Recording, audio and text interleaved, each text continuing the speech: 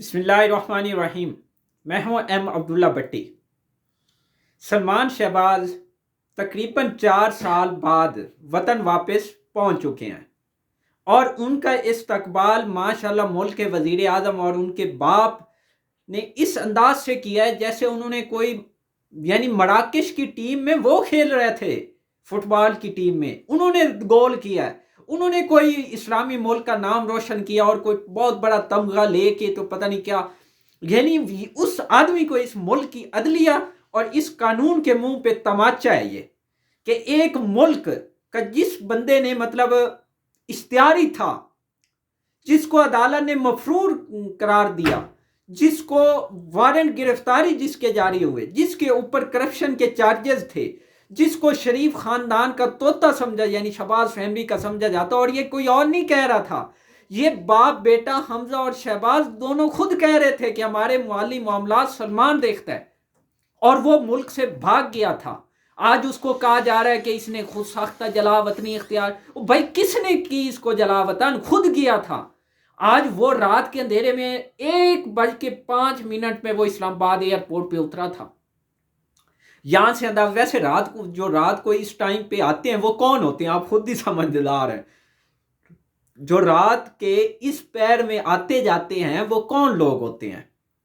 اچھا جی، دوسرا صاحب لوگ آئے کس انداز سے تھے؟ بزنس کلاس میں۔ سبحان اللہ، کوئی اتنا بڑا کارنامہ سر انجام دیا تھا کہ جس بیس پہ رات اسپیشل اس کو بزنس کلاس میں آیا، اور پھر اسلام آباد ایئرپورٹ پہ ہی ایک نجی طیارہ پہلے سے موجود تھا ماشاءاللہ سے صاحب بادر کا۔ اس ملک کا المیہ دیکھو کہ ایک ملک کا مفرور آدمی اور اس کو معتبر حاجی صاحب، پریزی، نمازی، دیندار، بہت ہی کوئی صادق و امین بنا کے پیش کیا جا رہا ہے، اس کو NRO2 اس انداز سے دیا جا رہا ہے۔ اتنا یار وہ کھول دو پھر یہ جو آپ نے جیلیں بھر رکھی ہیں ان غریب لوگوں کی، اور جن کے وہ بیچارے پیٹ کی خاطر چوری کرتے ہیں، یہ جو ڈاکے ڈالتے ہیں، اور یہ وہ اس ملک کا المیہ دیکھو کہ مولانا فضل الرحمان جیسا آدمی داڑھی رکھتے ہوئے اس کو شرم نہیں آتی، یہ اپنے آپ کو دیندار کہلاتا ہے، اور سرکاری ٹینٹس جو تھے سیلاب متاثرین اس پہ آپ جلسے کر رہے ہو، اور وہ خود بیچارے جو سیلاب والے ہیں وہ سردی سے ٹھٹر رہے ہیں بلوچستان کے اندر۔ مولانا آپ کو شرم نہیں آ رہی یہ بات اس طرح کے حرکات و سکنات کرتے ہوئے؟ پھر کہتے ہو کہ میں دیندار آدمی ہوں۔ کیا دین آپ نے پھر اسٹڈی نہیں کیا؟ اٹس مین آپ نے، اگر آپ نے دین کو اسٹڈی کیا ہوتا، آپ نے دین کا آپ ایک عالم دین ہوتے تو آپ کو پتہ ہوتا کہ ہمارے جو اسلاف ہیں، ہمارے جو رہبر ہیں، ہمارے نبی پاک صلی اللہ علیہ وسلم، انہوں نے کس انداز سے زندگی گزاری، حضرت عمر فاروق رضی اللہ تعالی عنہ نے کس طرح زندگی گزاری، آپ کو پتہ ہوتا حضرت علی رضی اللہ تعالیٰ عنہ نے کس طرح حکمرانی کی، حضرت ابو بکر صدیق، حضرت عمر فاروق، آپ کو پتہ ہوتا۔ آپ نے کھا کی دین عالم دین ہے کہ ایک سرکاری چیز پہ آپ وہاں جلسے کر رہے ہو، اور وہاں کا وزیر اعلیٰ کیا فرما رہا ہے؟ حاصل بزین، جو شرم آنی چاہیے میرے خیال میں اس کو بھی، اور وہ فرما رہا ہے کہ یہ ایک چھوٹی سی بات ہے۔ بھائی یہ آپ کے لیے چھوٹی سی بات ہے، ان غریب لوگوں سے پوچھو جن کی مائیں بہنیں بیٹیاں کہ روڈوں کے اوپر بے سر و سامان کی کیفیت میں بیٹھی ہیں اس سردی کی حالت میں، ان سے جا کے پوچھو۔ یہی وہ پوائنٹس ہوتے ہیں۔ اور سندھ کے اندر کیا حالات و واقعات ہو رہے ہیں، وہاں کمبل ہی بیچے جا رہے ہیں ماشاءاللہ، وہاں منڈی لگی ہوئی ہے، اور کسی چیز کی تو زرداری صاحب منڈی کو ترک کر دیتے، ہر جگہ آپ نے منڈی لگا رکھی ہے۔ ان غریب لوگوں کی یہی وہ چیزیں ہوتی ہیں جن کی وجہ سے یہ بیچارے چوری کرتے ہیں، یہی اسی وجہ سے ملک کے اندر انتشار پیدا ہوتا ہے۔ ان بیچاروں کو آپ نے جیلوں میں ڈالتے ہیں، تھوڑا سا اگر وہ احتجاج کرے آپ کو لا اینڈ آرڈر کی بڑی پڑ جاتی ہے، ان کے اوپر آپ آنسو گیس کی شیلنگ کرتے ہیں، اور یہاں ماشاءاللہ 25 ارب کی اس کو آپ NRO دے کے ایسا معتبر بنا کے پیش کر رہے ہیں جیسے، اور وزیر اعظم اس کے گلے میں ہاتھ ڈال رہا ہے۔ سبحان اللہ، یہ اس ملک کے ماتم کی کیفیت ہے، یہ اس ملک کے لیے پاکستانیوں، یہ آپ کے لیے ایک غیرت کا مقام ہے اس وقت کہ آپ کہ آپ نے حقوق کے لیے، جس کے بارے میں ہمارا دین کہتا ہے کہ آپ نے حقوق کے لیے اگر آپ نے شہادت کہ موت اگر آپ کو آ گئی تو وہ شہادت کی ہے۔ اگر آپ نے ملک کے لیے اگر آپ کہ اٹھ کھڑے نہیں ہوں گے، آپ نے حقوق کے لیے آواز بلند نہیں کریں گے تو کوئی بیر سے نہیں آئے گا. یہ لوگ تو آپ کو چوس ڈالیں گے. یہ آپ کا تو ان کا تو بس نہیں چلتا کہ آپ کے جو رگوں میں خون ہے وہ بھی آخری قطرہ بھی نکال لیں, وہ بھی بیچ ڈالیں. اور ان کا پیٹ نہیں بھرنے لگا پاکستانیوں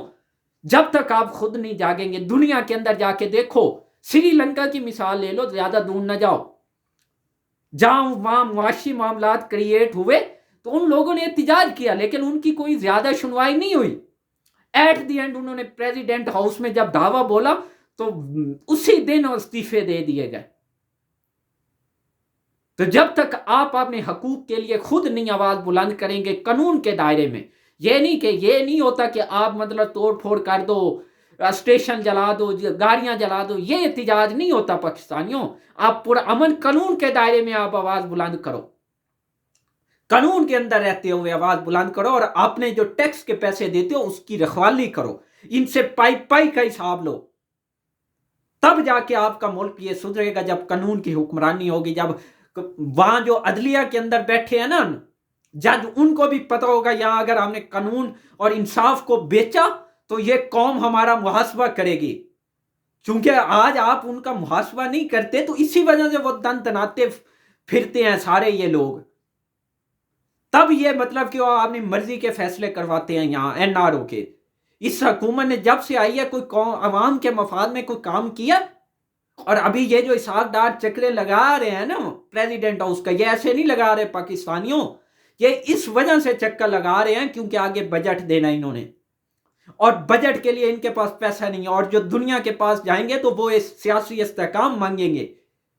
وہ ایسے ان کو پیسے نہیں دینے لگے. اس وجہ سے یہ پریزیڈنٹ کے وہاں گردوارے کے چکر لگائے جا رہے ہیں. ایسے نہیں یہ جا رہا تھا اسحاق ڈار, اس کو پتا ہے کہ آگے چل کے اگر بجٹ پاس نہیں ہوگا تو عالمی ادارے ہمارے ساتھ کیا کریں گے. اس کو پتا ہے آئی ایم ایف نے ہمیں جو قرض دینا وہ نہیں دے گا. اس کو پتا ہے, یہ میں اگلی ویلاگ میں آپ کو پوری ڈیٹیل بتاؤں گا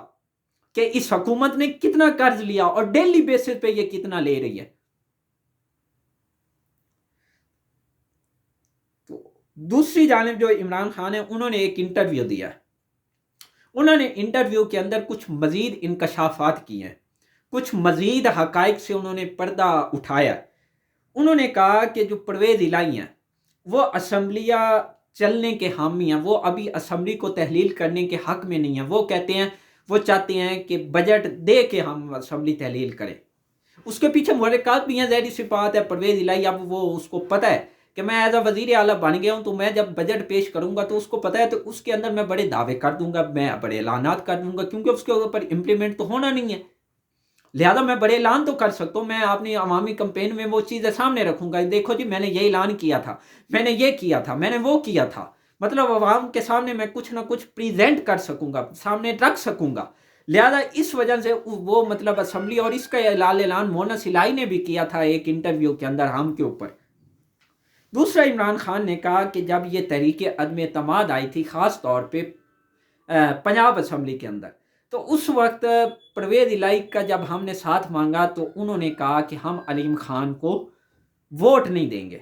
لہذا ہمارے پاس آپشن یہی بچتا, تو پھر ہم نے پرویز الہی کو بلایا اور اس کے ساتھ ڈیل کی, پھر اس کو ہم نے ایز اے وزیر اعلیٰ بنایا. اور جو پرویز علیم خان تھے اس کے بارے میں مجھے جب جنرل باجوہ یہ کہتے تھے کہ علیم خان کو بنا دو, تو اس کے پیچھے میں اس کو اس وجہ سے نہیں بناتا تھا کہ اس کے اوپر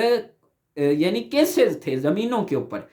ان کا جو پارک ویو سٹی ہے اس کے حوالے سے ان کے اوپر کیسز چل رہے تھے. عمران خان کہتے تھے کہ میں اس آدمی کو کیسے بنا دیتا, اور مجھے نہیں پتا کہ ان کو عثمان بزدار سے کیا مسئلہ تھا. دوسرا, انہوں نے جنرل باجوہ کے حوالے سے یہ بھی کہا کہ جو جنرل باجوہ ہیں انہوں نے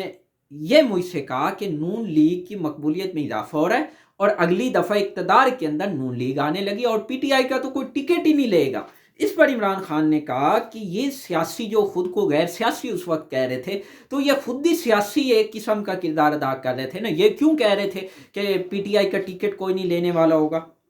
دوسرا, انہوں نے کہا کہ جنرل باجوہ وہ علیم خان کو وزیر اعلیٰ بنانا چاہتے تھے, میں اس کا مخالف تھا کیونکہ علیم خان کے اوپر اربوں کے کرپشن کیسز تھے.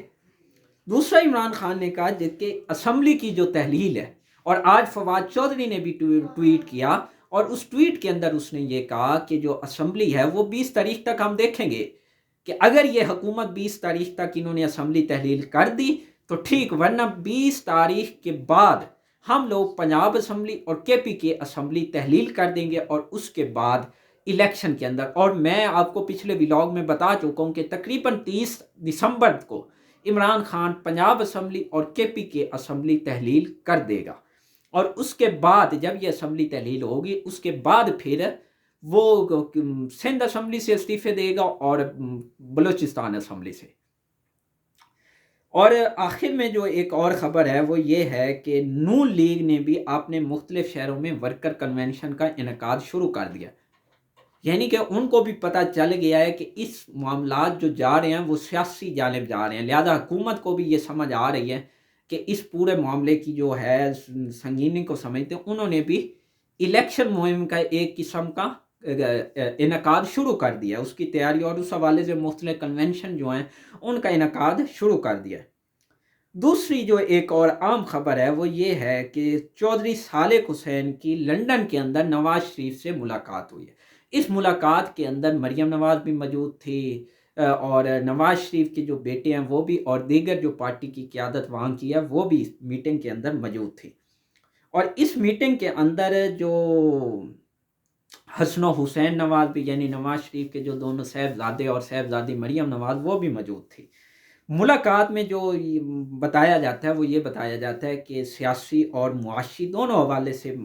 یعنی کہ بات چیت ہوئی، اور ملک کو درپیش مشکلات سے نکالنے کے لیے جو آگے کا لاہ عمل ہے اس حوالے سے بات چیت، اور خاص طور پہ پنجاب اسمبلی کے اندر جو تحریک عدم اعتماد ہے اس کے حوالے سے بات چیت ہوئی کہ پنجاب اسمبلی کے اندر جو پی ٹی آئی اسمبلی تحلیل کرنے کے حوالے سے جو بات چیت کر رہی ہے تو اس کے اوپر کیا موقف اپنایا جائے۔ تو اس کے اوپر خاص طور پہ یعنی کہ دوبارہ اگر کاف لیگ کے، کیونکہ کاف لیگ کا بہت اہم کردار ہوگا، چاہے وہ پی ٹی آئی کی طرف ہو یا نون لیگ کی طرف ہو۔ یہ بھی خبریں آ رہی ہیں کہ پرویز الہی کو نون لیگ والے وزیر اعلیٰ بنانے پہ راضی ہو گئے ہیں، لیکن ابھی اس کے اوپر کوئی یعنی کہ کوئی پراپر اناؤنسمنٹ یا اس قسم کی کوئی بات چیت سامنے نہیں آئی۔ دوسری جانب جب یہ ملاقات ہوئی تو اس کے بعد چودھری صالح حسین جو کہ شجاعت حسین کے بیٹے ہیں، انہوں نے میڈیا سے جب بات چیت کی تو انہوں نے یہ بتایا کہ میں اپنے والد صاحب کا جو پیغام تھا وہ لے کے آیا تھا، اور سلام اور خیریت پہنچانے کے لیے میں یہاں حاضر ہوا تھا۔ دوسرا انہوں نے جو کہا کہ مونس الہی نے حکومت میں جانے سے پہلے چودھری شجاعت کو اعتماد یعنی پی ٹی آئی کے ساتھ جو اتحاد بنایا تھا وہ مونس الہی کا فیصلہ تھا، نہ کہ یعنی پرویز الہی یا ان کا، اور انہوں نے اس وقت چودھری شجاعت کو اعتماد میں لیے بغیر پی ٹی آئی کے ساتھ شمولیت کا اعلان کیا تھا۔ دوسرا انہوں نے کہا کہ اگر مونس الہی واپس آنا چاہتے ہیں تو پارٹی کے دروازے کھلے، ہمیں کوئی مسئلہ نہیں، وہ رابطہ کر سکتے ہیں۔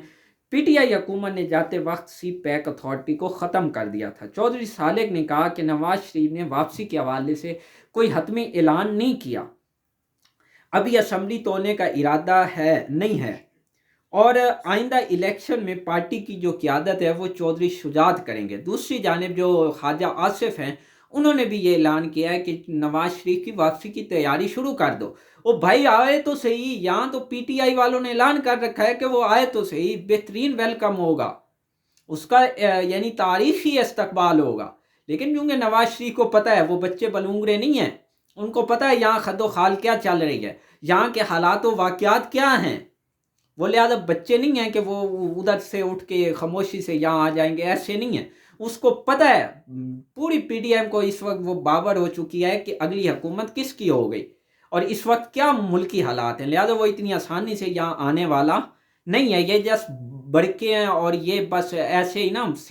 سیاسی مومنٹم ہے، بلکہ مریم بھی ابھی نہیں آنے لگی، یہ بھی بتا دو۔ جو لوگ یہاں ہیں بس وہی پارٹی چلائیں گے، وہاں سے بس وہ باتیں ہی آئیں گی اور کچھ نہیں آئے گا۔ تو آخر میں پلیز چینل کو سبسکرائب کر لیں اور بیل آئیکن پہ کلک کریں تاکہ ہر آنے والی ویڈیو آپ تک پر وقت پہنچ سکے۔ شکریہ۔